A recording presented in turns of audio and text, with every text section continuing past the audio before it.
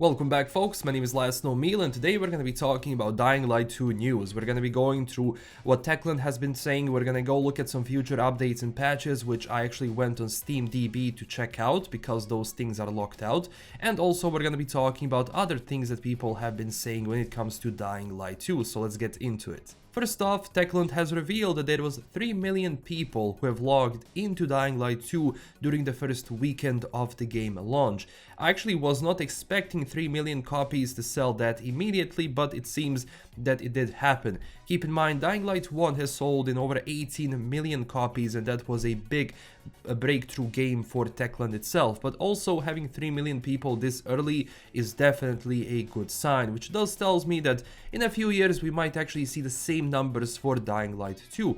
Keep in mind, a lot of people are also waiting for patches and updates to come out because even though the game is fun and it's nice, a lot of people have been experiencing a lot of game-breaking bugs. Now keep in mind, I was one of the few lucky ones who didn't really have a lot of problems on PC. I did crash 7 or 8 times since I got the game in my hands, but at the same time, I didn't have any huge game-breaking bugs where I couldn't continue playing the game. So it seems that the experience people have is actually quite subjective because some people are going to go into the game and have 0 issues while some people are going to have a lot of issues, and most of that is actually connected to the co-op and consoles themselves. So co-op has been somewhat the most broken part of the game. If you're playing single player, you're going to have the least amount of issues in that sense, but co-op has been experiencing death loops. When you join people, you have all kinds of crashes.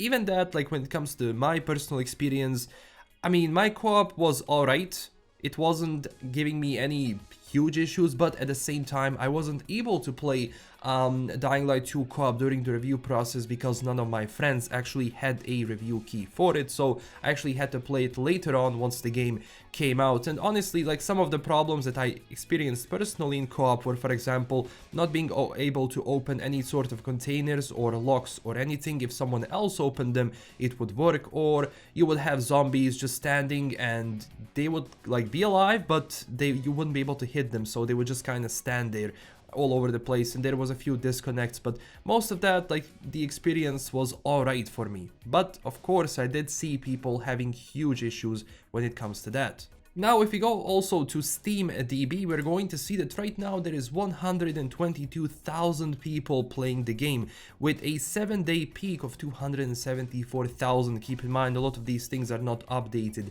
yet, and the drop-off we can see here is actually quite natural and nice, which I like to see. The bigger problem would be is that if you had a lot of people join the game and then you had a huge drop-off, that would be, a result that something is wrong with the game.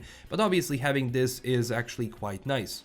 Even if we zoom out to the release of the game itself, we can actually see that the actual number of players has been steadily around 100,000, which again, for a single player game just on PC in this month where we have a bunch of other games coming out, is definitely good. Now, next thing we're gonna go into some juicy info. So if we go to steamdb.info and we click depots, right here, if we scroll down, we can see branches. And I already explained what these things are. So basically, once a dev updates the game behind the scenes, it's going to send a new build or a new package. So this allows the actual QA testers to test the game or test the patch before it's released. But obviously these builds show up for everyone. Obviously we cannot see what they are because they are locked behind a password, and good luck getting that password.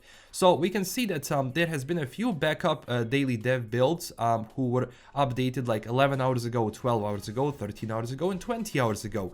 Keep in mind, this is everything which is worked on right now. Below it is we have the public branches which are already basically released. For example, we had a big patch which came out 3 days ago. So all of these things are basically the starting areas for patch 2, which is now being daily updated. So every single day they're gonna work on the stuff, on the fixes, and they're going to have a daily update right here on this branch. So if you ever want to check this out for yourself, you can just do it on SteamDB, and it's going to give you all of the information you want on the upcoming patches. So yes, we do have an upcoming patch also soon, which is currently being tested. And also for everyone who has missed, I'm also going to leave a patch notes for Xbox and PlayStation fixes. A lot of people have been saying that it did fix the game for them, but I also had people on consoles who were telling me that they are still having issues with friends invites and basically just that co-op thing, which can be a huge problem. So hopefully these things are fixed soon. And look, so far they have been quite active when it comes to hotfixes and patches. It's not easy, it's not fast, I understand that completely, but at the same time, you know, it takes a little bit for these patches to be done and to be released, because one thing you don't want is to release patches fast or very fast without testing them properly, which is going to cause more issues. So what will end up happening is that they will release more patches, let's say, but they're not gonna be thoroughly tested, and you might having more issues than you did without that patch. So even if they take just a little bit more, I actually don't have a problem with it. But yeah, we shall see what's happening, you know, in the future. And also for the end, there has also been some issues when it comes to Twitch drops, because a lot of people still didn't get them.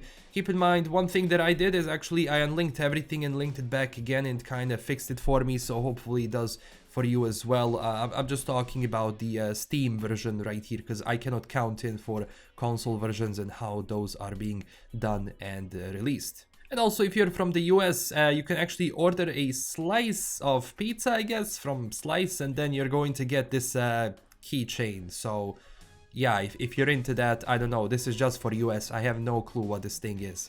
And that's everything for today. Thank you so much for watching. I'm actually working on a bigger Dying Light 2 video, which I'm either going to release tomorrow or day after tomorrow, depending on how much time I need for it. So thank you so much for watching. Thank you for all the recent support, and thank you so much for subscribing, because we have passed 70,000 people on the channel, and that's a huge win for the channel and for the community. So thank you again so much, and I'm gonna be seeing you in the next video. So subscribe if you enjoyed this video, check us out on Twitter and Discord, join our amazing community, we're gonna be talking about games there, and also huge thanks to my current Patreon supporters. This is LKM signing out, and I'll talk to you in the next one. Bye bye.